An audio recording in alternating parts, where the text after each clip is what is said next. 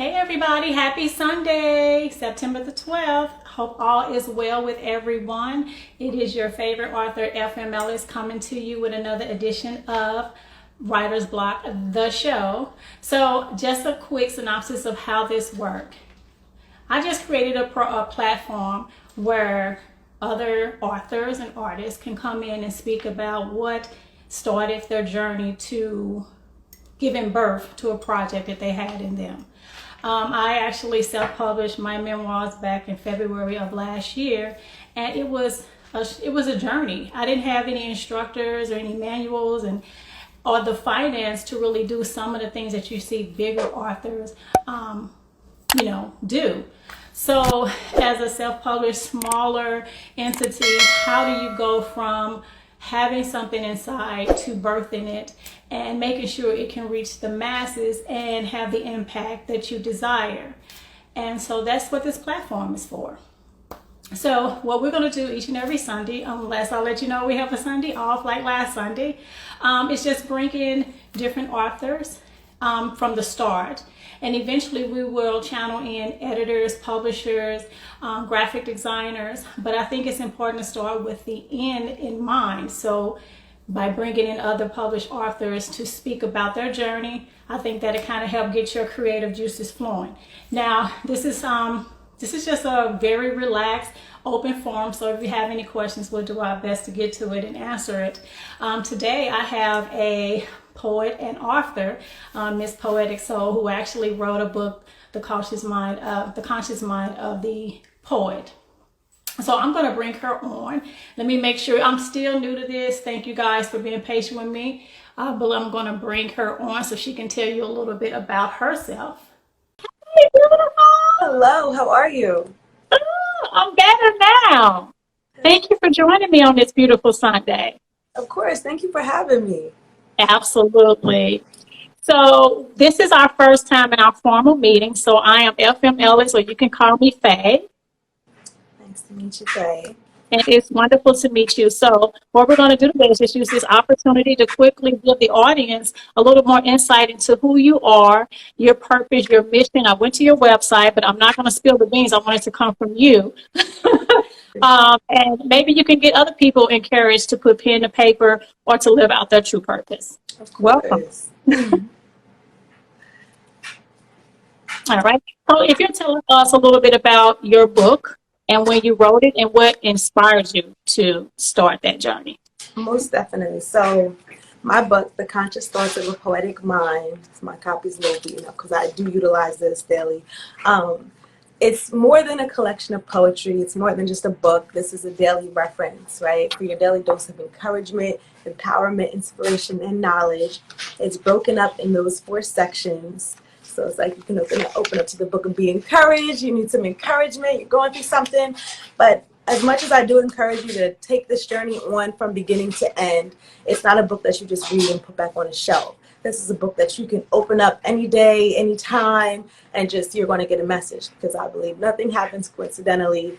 You're going to find that message that's meant to resonate with you. That's why my book comes with Post-it notes. It comes with a highlighter pen combo so you can, make your markings, make your notes. And, as we go through this journey in life, our level of awareness continues to increase. So as it increases, like different quotes that may have resonated one way may resonate a different way for you. Just like me, I have certain favorite poems, certain favorite lines that I love, but it's like I have other lines that I tend to overlook, and I'm like, okay, now this resonates better with me. So it's like I don't just push that it's a daily reference just to say that I utilize it as such. Every day I open up, I get my message, whatever message I need, and I try to implement those different things, throughout the day. I call them like life gems. That's why I say you pick these gems up, you put them in your crown, and it helps you to, go through life, walk this walk like you should, unapologetically. So you have like a purpose on your website. It's kind of like you got something to take care of the mind and the soul. What is that again? Yeah, so my slogan is like, I'm Miss Poetic Soul. I give nourishment for the mind and food for the soul.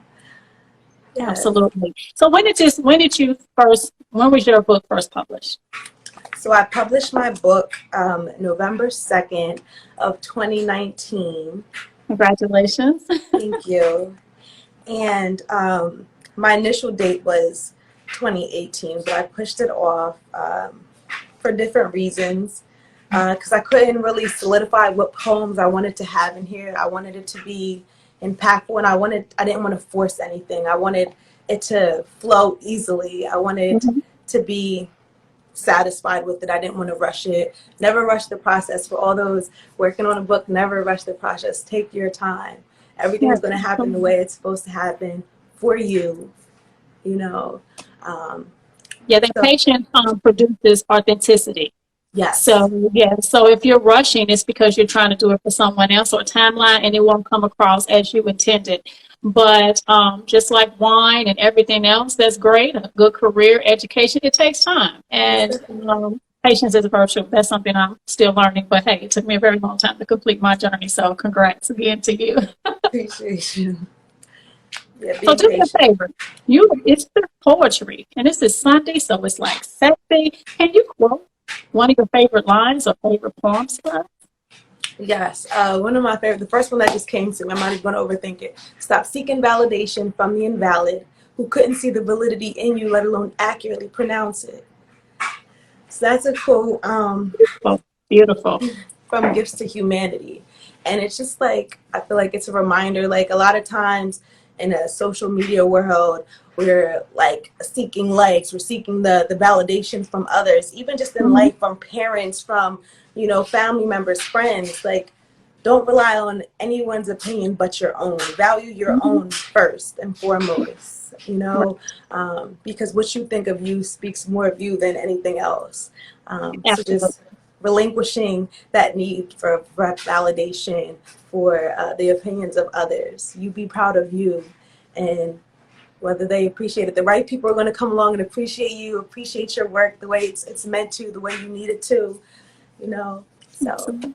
So let me ask you, what do you think that sense of validation, the need for validation, come from? Because if I had to have my 2 cents.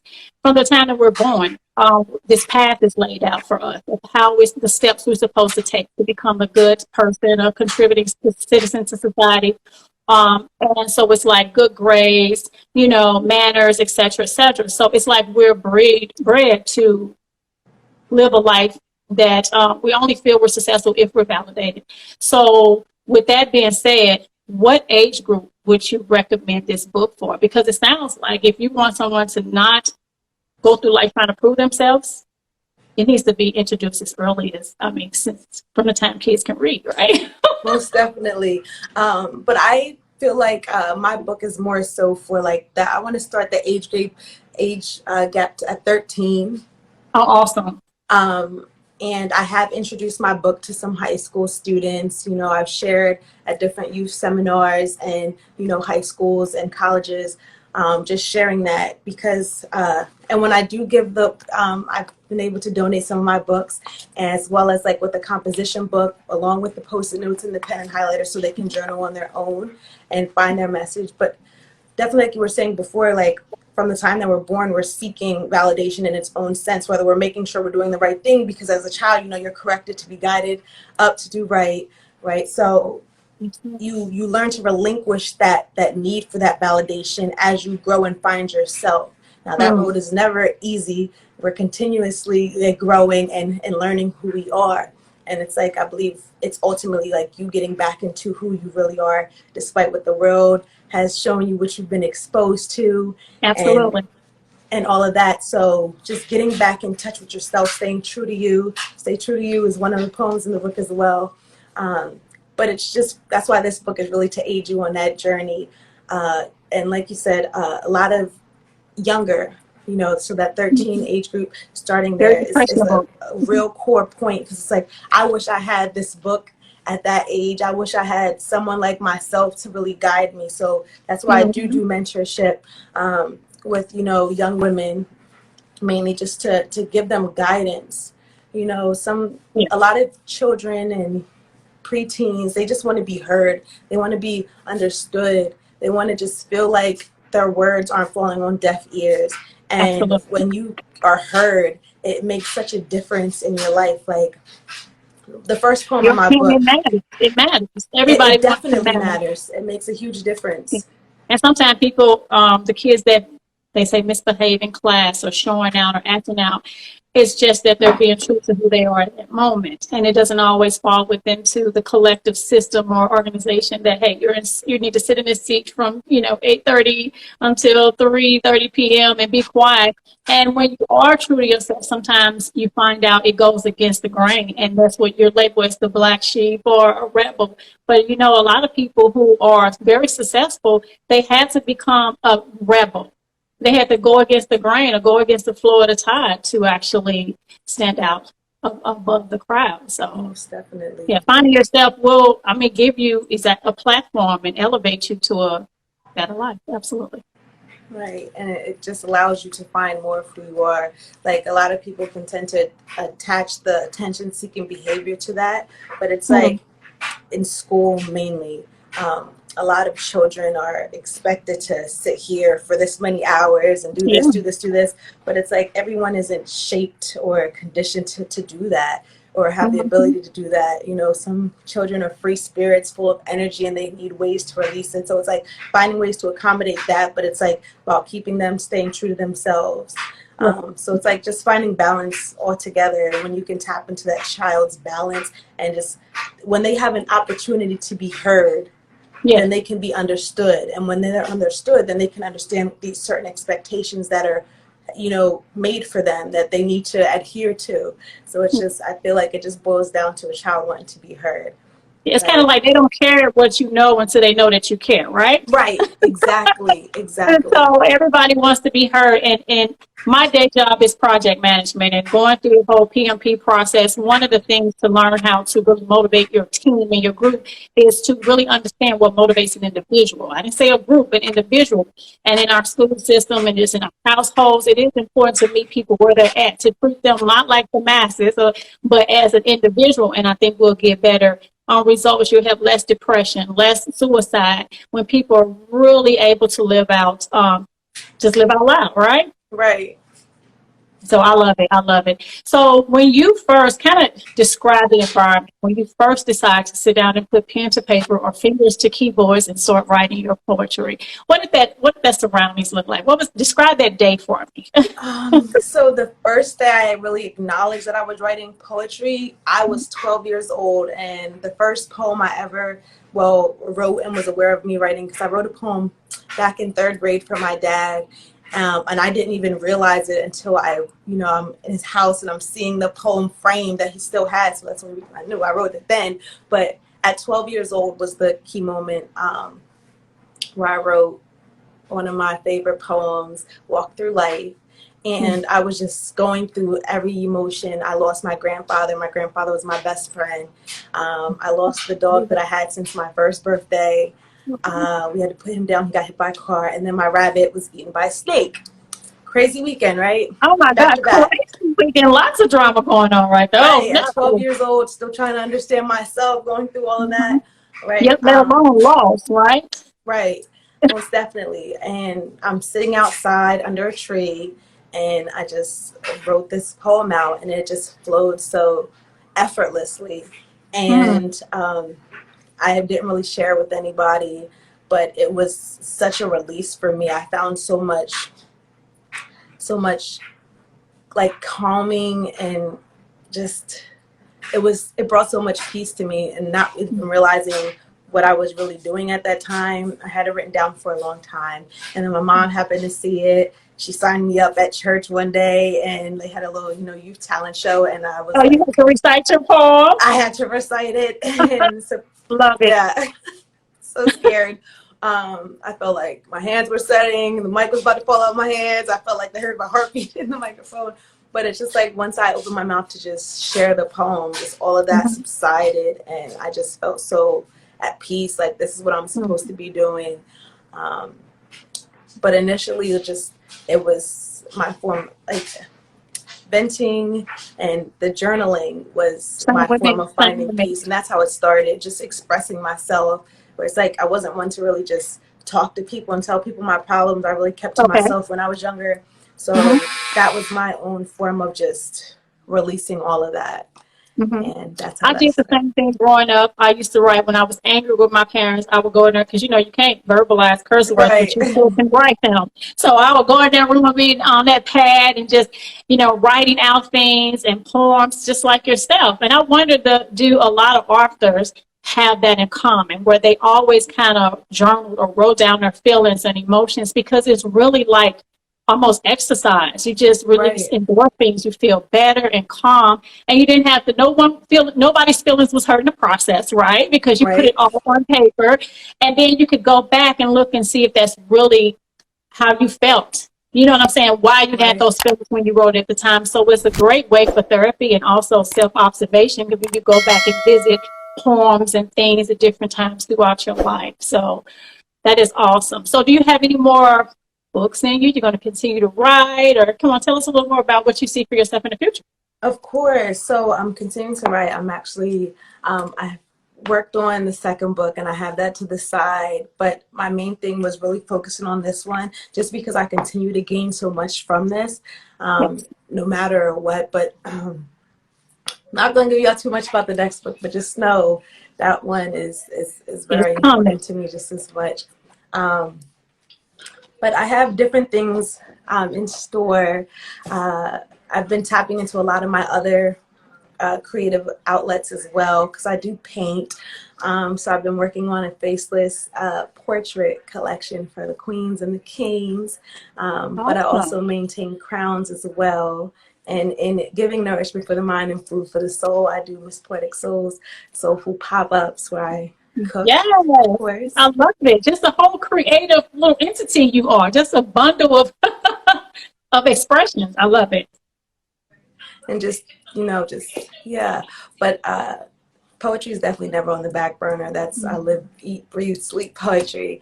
It's Mhm. just a part of who I am. But my main focus is just to make that impact on as many young lives, to help people and aid them in walking in your purpose. Because another Mhm. quote from my book: when you're aligned to do the task that's meant for you, everything that's meant for you falls into place, and you'll begin to live and see life in a whole new way. And That's I stand firm in that. Like the words I say in my book um, are like what I live by. It's I have to remind myself it's not just I have it all together. No, it's a journey. yeah. Embrace every part of the journey, the good and bad, because life happens for you, not to you. So Amen. there's no disappointments. I said to the book as well. There's no Yeah. disappointments in life, only redirections. When you Mm. begin to feel disappointed, you feel discouraged. No, change your perspective. Yes, Like feel everything you need to feel in that moment. Feel all the emotions. Allow yourself to feel them deeply to the depths of your soul. absolutely. But don't get stuck there. Yes, Brush yes, yourself off. Get back up. Fix that crown. Get it back on your head straight. absolutely. Remind yourself you're sitting on a throne. Yeah, I love Walk the that whole walk. Queens, put your perspective. heels back on. That's a powerful message that people need to understand, regardless to what age you are, because sometimes you do have growth, and then you have a tragedy or some issues that happen in your life that kind of move you back 10 paces. But Right. changing it instantly is about perspective. Facts. That things are happening for you, not necessary to you. And if you could just figure out what the lesson is that you're supposed to learn in that given moment, then you won't have to revisit it again, because you get to move to the next lesson. And God, no, I have taken classes over and over and over and over again because I just wasn't paying attention. So I shifted my perspective, and then my purpose shift, and then life shifts. And you're right, things start to align and come into your life once you are on purpose. So Right. powerful words. Powerful, powerful. So let me ask you, how has life been since you released your book? Has things like I know you're mentoring now, were you doing that prior to, or is it something that all came on your plate once you completed your book? So I've been doing all of this like leading up to the book. Like it's just Mhm. part of who I am. I really appreciate youth. Like I have a son myself, an 8-year-old, and it's like I learn a lot from him. As much as I can teach him, he teaches me a lot as well. Mhm. Just a deeper depth of understanding of patience. Children, they try your patience, but it's all a lesson in all of it.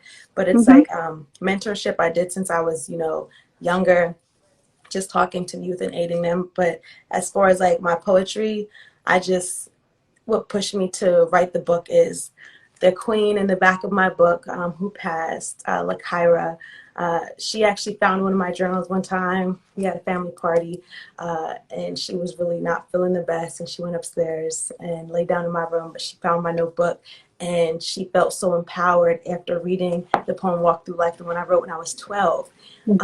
And was really on me, like, you need to share this, like, other people need to hear this. And that kind of pushed me into actually like going to open mics and things and sharing my poetry, and like giving me like that okay, you know, without the seeking of the validation. It was that validation I never knew I needed, you know.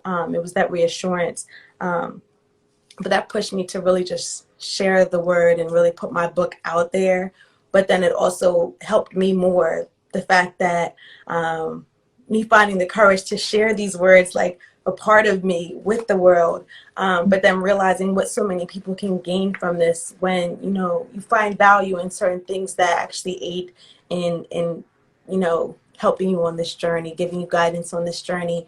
And it helped me as well, because like I said, I open this book every day and get the messages that I need to, or sometimes I'll just be finding myself like saying poems. I'll be in conversations with friends and I'm always quoting poetry, quoting myself, or they quote it back to me. It's You know, funny, it's so it's just going to come out. It's you. It is you. right. It's all you. Yeah. So let me ask you this, just for, okay, so the first poem you wrote was called Walk With Me? Walk Through Life. Walk Through Life. Is it, do you know it by heart? I'm sure. Would you care to Yes. share it with us? It's in the Be Inspired section for those that have their copy. But Walk Through Life, the poem I wrote when I was 12. You want to hear that? Yes, ma'am. Okay. I walk through life with so much weight on my shoulders, always looking ahead, thinking of ways to pass these boulders, and they'll always be here no matter what. Even as I walk the stairs of life, there'll still be a problem, but I'm never turning back or walking back down, because I have too much going for me to have irrelevant things bring me down. See, the sky isn't the limit with footprints on the moon, and I'm moving closer to my dreams. I always tell it I'll be there soon. I always reminisce on all my happiness. I let it take me away as I face hell today. And when I step back and I look at the reality, it puts fire under my belt and causes me to call on God for help, for He is my strength, my Lord, and my Savior. Don't forget Him, for He is something major. Always there for me when I think I'm alone. Always loves me when I don't get it at home. He gives me the strength, courage, wisdom, and even knowledge. He can do the same for you. Just call on Him when you have no clue of what to do, because He helps me through what He puts me in, and He'll never put me in a problem that He doesn't think that I can mend. That's that piece. You wrote that at 12. At 12. At 12. I shocked myself to this day but it was like that poem brought so much comfort to me. And that I have no words because I'm trying to hold in tears, so I'm quiet right now. Very powerful. Thank you. Very powerful. Beautiful. So, as I mentioned in our conversations prior to this, I always ask my guests to share their limit. And a limit is a time where there was tragedy, heartbreak, rejection, embarrassment, or whatever, that you found out later in life, if you use that issue, how it pivoted you to who you are, propelled you to who you are today. Is there a particular specific limit story that you care to share for our audience so they can see how you kind of move through that from dark Most to light? definitely. So I guess my lemon story, it's a bunch of stories in one, and it's like, you know, the straw that broke the camel's back type of thing. So for me, it's like the tragedy I went through young at 12, and then finding poetry and writing to help me through life. And then it was also a mix of like me going to school on a full scholarship, you know, to be a pediatric surgeon, double major, bio and chem, concentration in pre-med. And then stepping out of that and going into banking. So it was just like dealing with the validation seeking from my family, my parents, you know, and their disappointment by leaving that, and then just going into that, and then leaving the banking world because it was tedious, you know, leaving things that didn't give me fulfillment in life, and finding my own way, no matter what that looked like, and finding the courage to do so. So with all that disappointment and just the words and the comments from other people that were discouraging, but staying true to myself in the purpose and in the journey of it all. So I guess the disappointment, and then having regret that maybe I shouldn't have done that, but then reminding myself, no, this is what I was purposed to do. God put this on me for a reason, and continue to stay true to that.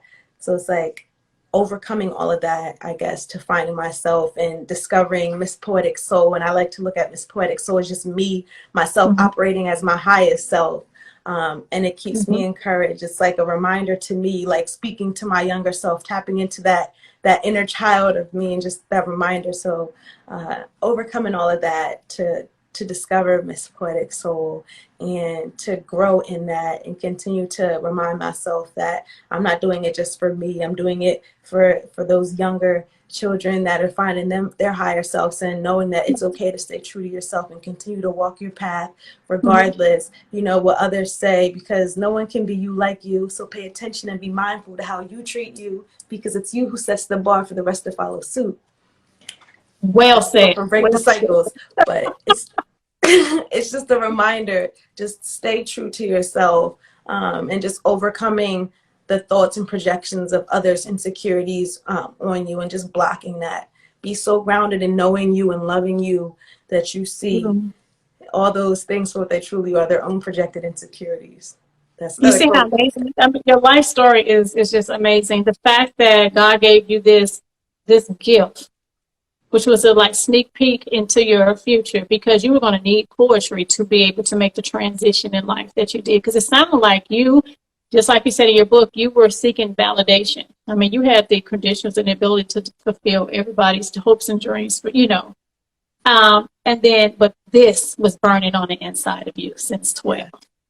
And when you probably felt like you were all alone, you had no support, and that just kept, I got you. Remember that 12-year-old girl? She's stronger than this issue right here. And you were able to just pull from that, and look at you today.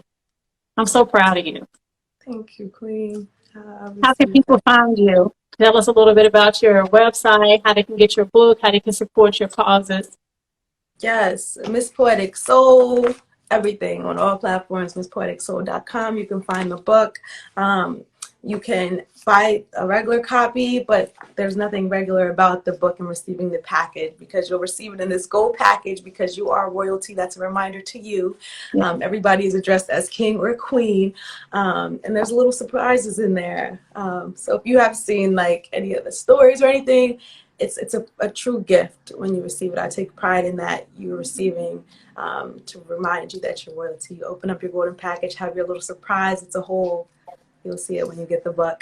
All those gems. Yes, and the real gems. Put your crown. Put them in your crown. Now I also have a warning label on the back of my package. It's warning, this package contains gems. Make sure you pick them up and add them to your crown. So you'll see that. I'll actually put it in my story so you guys can see the sticker I created. But you can find me on there. Tune into Quotes. Follow me on Instagram, Facebook, YouTube. I'm getting back in touch with that and sharing the videos and everything as well. Yes. But yes. Ladies and gentlemen, well, you heard it here. Miss Poetic Soul, amazing woman. Follow her. Please order her book. Give it to kids in your life. Read it yourself, because it's, like I said, we constantly, life is a cycle. And you never know when you need to pick it up again. As she said, it's almost like a daily, read a page a day, read a poem a day. You never know where you may find yourself, where you're in need of some inspiration or a push. And our lovely queen here has provided you something tangible that you can hold on to. So thank you so much. I'm sure we'll be in touch later down the road as that second book comes out. Yes. And just before we go, I want to let everybody know out in Lemon Nation, please remember to subscribe to the website lifeasalemon.com for the book trailer that's coming out at 12:01 September the 21st, my dad's birthday. And you have to be subscribed in order to get an invite, a link invite. So please do that, you all.